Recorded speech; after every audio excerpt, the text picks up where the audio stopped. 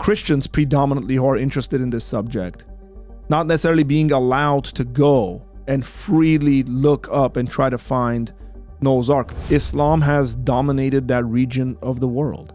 Armenians have been under Islamic domination and rule and come out of it. Ruslan.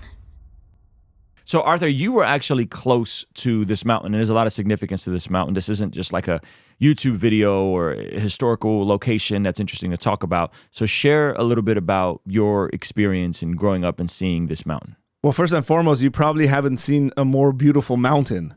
Maybe Donald Trump can line it up and say the greatest, most beautiful mountain on the planet, unless you've seen it from the side of Armenia. And it's looming, you know, it's like always present.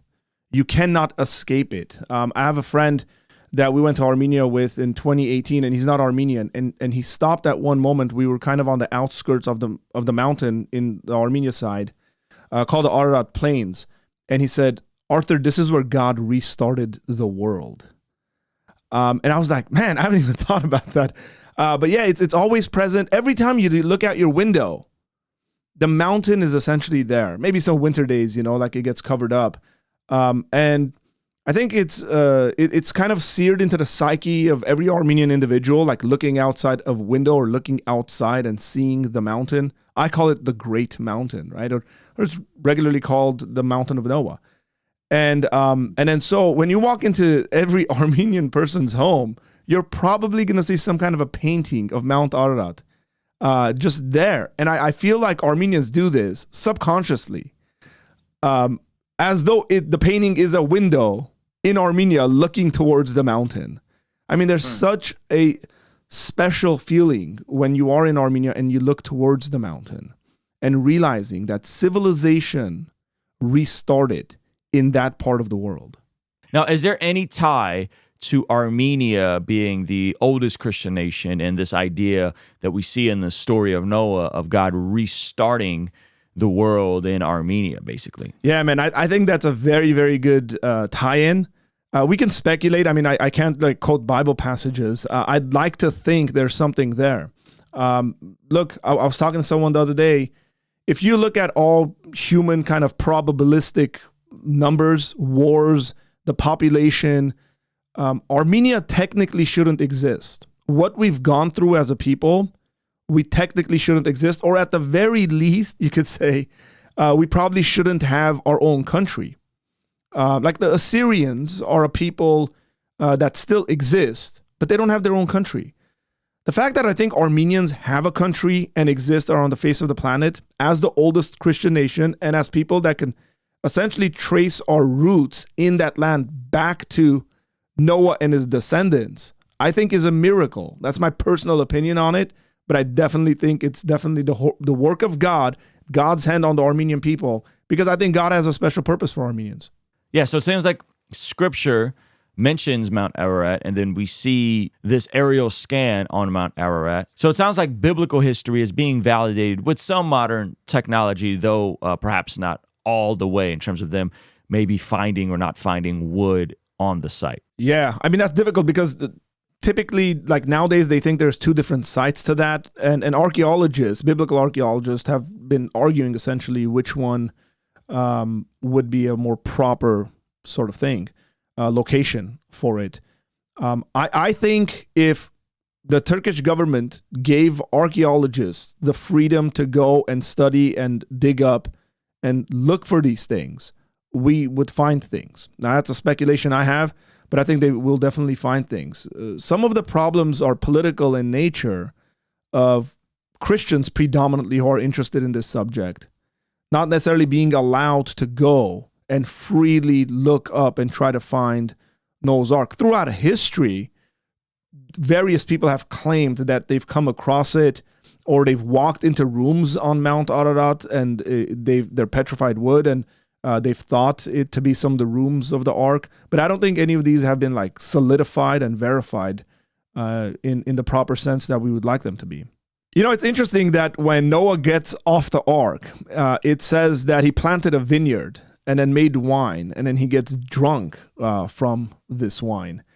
That region, the plains of Ararat that come into Armenia, is extremely lush and is perfect for vineyards. As a matter of fact, some of the one of the oldest wineries in the world that's ever been found has been found in that region, and the region is called Armenia. I named my daughter, my fourth child, after that region. We found some very interesting stuff in that region. Winery, I think the oldest shoe has been found in that area. I think the oldest pens have been found in that area. So the archaeology in that area goes down deep. And I just think it's very interesting that the oldest winery is in the region of Mount Ararat, the plains of Mount Ararat. And then we get Noah making wine and getting drunk off the wine. So a part of me sort of thinks he ended up in the region of Armenia. Yeah, that's super interesting. So, but there's a darker history with this mountain. You are growing up seeing it, but historically, it has a very sad backstory. Yeah, well, the Armenian civilization goes back ages, right? So it goes back all the way to the kingdom of Urartu, and Urartu is mentioned in the Bible. And so the Armenian people have been living near the mountain, on the outskirts of the mountain, towards Lake Van, is a ancient Armenian kingdom, the kingdom of Van. And that's been historic Armenian lands.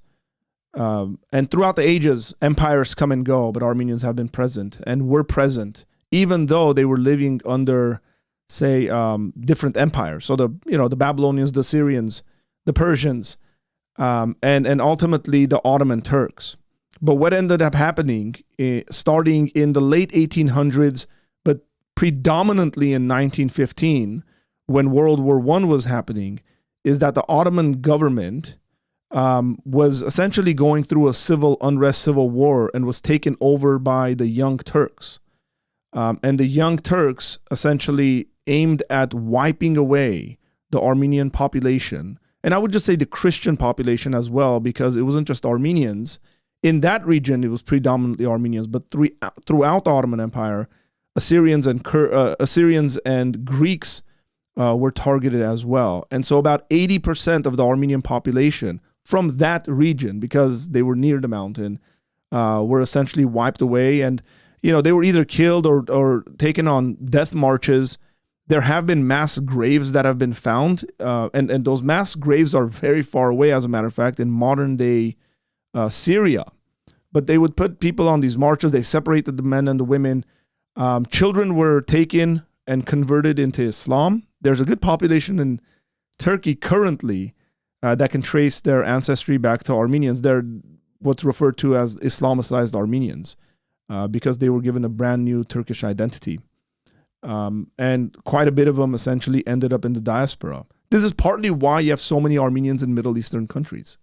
So historically, Mount Ararat used to be ancient Armenia. When did it turn over to become Turkey? Was it before or after this massive Armenian genocide? Yeah, so the mountain is called Mount Ararat, and that comes from Urartu. It's a range of mountains. It's not just one mountain. It's a mountain range. It's probably a better way of speaking about it. Armenia came under essentially Ottoman dominance or Turkish dominance when the Ottoman Empire took off.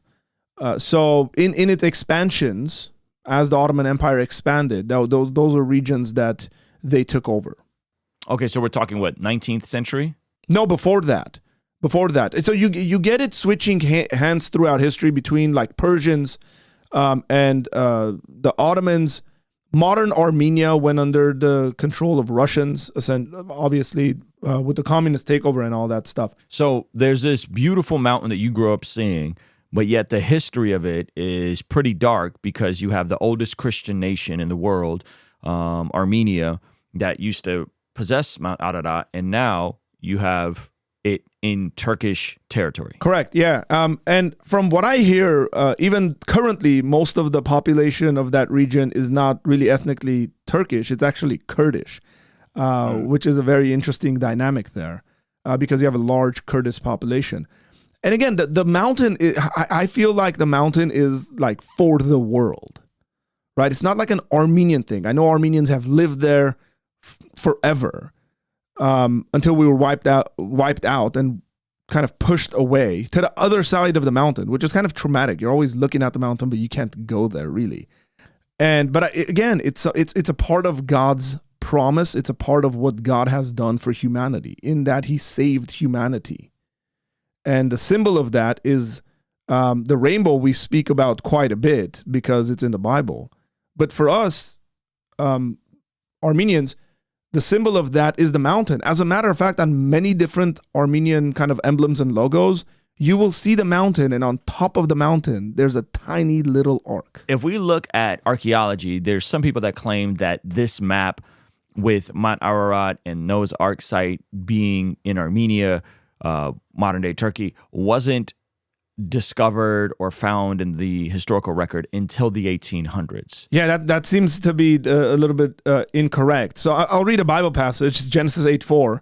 And the ark rested in the 7th month, on the 7th day of the month, upon the mountains of Ararat. And Ararat is essentially the Urartu region, which Urartu has been a reference to Armenians since the beginning, the kingdom of Urartu. And all of our history goes back to that, all the kings and all that stuff. There's a Babylonian map that speaks about the world. It's called the Imago Mundi. And the Babylonian map has Urartu as the place of the ark. So both biblically and you can say extra biblically, we have references to Noah's Ark landing on the mountains of Ararat. And what year, how old is that map that you're referencing, the Babylonian it's about map? 3,000 years old. Yeah, so it sounds like God's hand has been on Armenia. It sounds like it's in the history of the world. It sounds like they really shouldn't still have a country, yet they do, and a massive diaspora. I'm seeing a lot of parallels with what some people would say is Israel being God's people, God having a plan for them, and despite all the odds, they overcome all of these things that they've experienced persecution. And Armenians, in the same way, the Armenian genocide is something that was inspired Hitler to commit the Holocaust, but it isn't talked about as much. And so as April is Armenian Genocide Commemoration Month, can you give us a little bit of insight in terms of your perspective and how you feel this genocide impacts the global perspective of Armenia and Armenians specifically, and it often being overlooked as this nation that's endured massive persecution, primarily for their faith and ethnic identity? Yeah, well, again, Armenians became Christians in 301 AD as a state religion, and that's considered the first Christian nation on the planet. And we've suffered through that, right? Like, we've suffered because of that. In the early years, it was the Persians that the Armenians had to defend themselves from. The Persians wanted to reconvert Armenians to ancient paganism, Zoroastrianism, and the Armenians resisted that. Plenty of people died. They lost wars, and they resisted that. And throughout the years, people have come and gone. And again, chiefly amongst them has been Islam. Islam has dominated that region of the world. Armenians have been under Islamic domination and rule and come out of it, still maintaining a Christian identity as a national people. And so I would say that it is a message to the world to maintain and kind of lean into your Christian identity. Not just have a Christian identity, but actually practice what Christianity is and what Christianity looks like. I think there are parallels with Israel. I think there's definitely parallels with the difficulties and the suffering and genocide, Holocaust throughout both biblical times for Israel and in modern times. And I think for Armenians throughout history and in modern times, these things have been the case. And this reestablishment, rebirth of a nation is definitely, in my estimation, since I'm a Christian, I look at things from a Christian lens and a Christian worldview, the providence and sovereignty of God that has maintained Armenia and Armenians as a people. Art, just tell us a little bit about yourself, what you do, and where they can find more information. So I run an organization called Apologia Center, and we have a YouTube channel called Apologia Center. If people want to check it out, we'd love that. Any platform, it's Apologia Center, at Apologia Center. They can email me at info@apologiacenter.com. I do trainings for people and churches in doing apologetics. So reach out to me. I'd love to come by and train you guys. Hey, thank you so much for checking out the video. Please be sure to comment below and subscribe and all that good stuff. And check out this other video that YouTube seems to be recommending just for you. Let me know if they nailed it. All right, I'll see you over there. Peace. Hey, thank you so much for checking out the video. Please be sure to comment below and subscribe and all that good stuff. And check out this other video that YouTube seems to be recommending just for you. Let me know if they nailed it. All right, I'll see you over there. Peace.